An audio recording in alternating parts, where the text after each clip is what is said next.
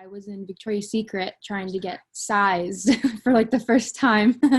And there was a young lady in there and I was explaining to her how I couldn't wear any underwire right now because of my scars. And she was like, "Your scars for what?" And I was like, "Well, I just had a breast reduction surgery." And she was like, "How old are you?" And I was like, "I'm 19. And she was like, "Oh my gosh, I've been wanting to get that for the last 2 years."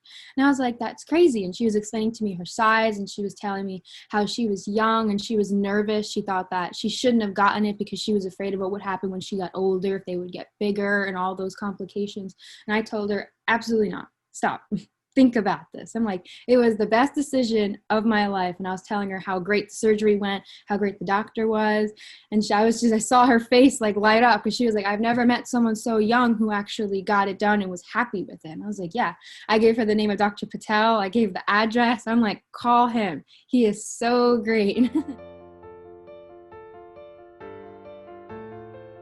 Hi, my name is Olivia and I am a patient of Dr. Patel. Around middle school, I started to go through puberty and everything started to do its thing. But unfortunately, around 7th grade, I went from an A cup to a B cup to a C cup to a D cup to a double D to a triple D, all in the same year. I started to get like a hunch in my back. I started to get what's known as rotating scoliosis and connipsis in my back. So it looked like I had terrible posture because I just couldn't hold up all the weight that was in front of me. So around middle school, that continued. And when I hit high school, they just kept going. And I got all the way up to a J cup. I was a 34 J. It was very difficult. I couldn't find clothes to wear because my body is small, but they were just very disproportionate. So after I went to the chiropractor, I went to physical therapy, I talked to my gynecologist, my regular doctor. They decided that I should probably go see a plastic surgeon. First went to Dr. Patel about 2 years ago because my cousin Isabel actually works for him. So she recommended him and said that he did great. And I was like, sure, I'll go.